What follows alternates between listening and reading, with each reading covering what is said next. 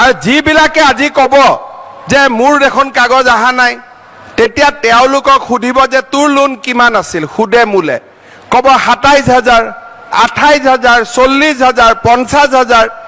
এই 50,000ৰ মহিলাসকলক আমি কেইমাহমান পিছত মাতিম, মই অলপ টকা পইচা যোগাৰ কৰি লওঁ, তাৰ পিছত 75,000ৰ খিনিকো মাতিম।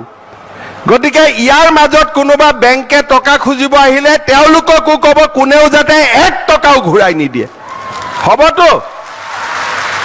কোনেও 1 টকাও ঘূৰাই নিদিব।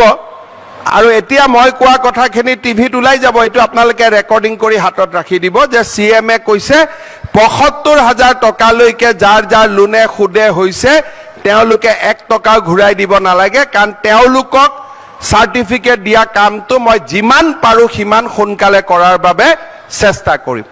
গতিকে তেওঁলোককো ক'ব যে তহঁতিও মন বেয়া নকৰিবি আৰু কোনোৱেও তহঁতক টকা খুজিব নাহে। মই বেংকবিলাকক অলৰেডি মোৰ অফিচত মাতি আনি কৈছোঁ যে কোনেও যাতে মহিলাসকলক দিগদাৰি নকৰে, কিন্তু 2-এজন থাকে কেতিয়াবা গণ্ডগোল কৰি দিয়ে, তেতিয়া আপোনালোকে বুজাই দিব যে অহা কেইমাহমানৰ ভিতৰত আমাৰ লোন চৰকাৰে ঘূৰাই দিব, গতিকে আপোনালোক এতিয়া আমাক দিগদাৰি কৰিব নাহিব। হ'ব, চবে বুজি পালো? আৰু আপোনালোকৰ তাততো আজিৰ পৰা নাহেই, এইটোতো আপোনালোকতো ক্লিয়াৰ হ'ল। মই কৈ আছো যিবিলাক ঘৰত এতিয়াও আছে আৰু তেওঁলোকৰ তাতো যদি ভুলতে কাগজ যায় আমাৰ MLA সকলক লক কৰিবৰ কাৰণে আপোনালোকে কৈ দিব। হ'ব, সকলোৱে বুজি পালে কথাখিনি?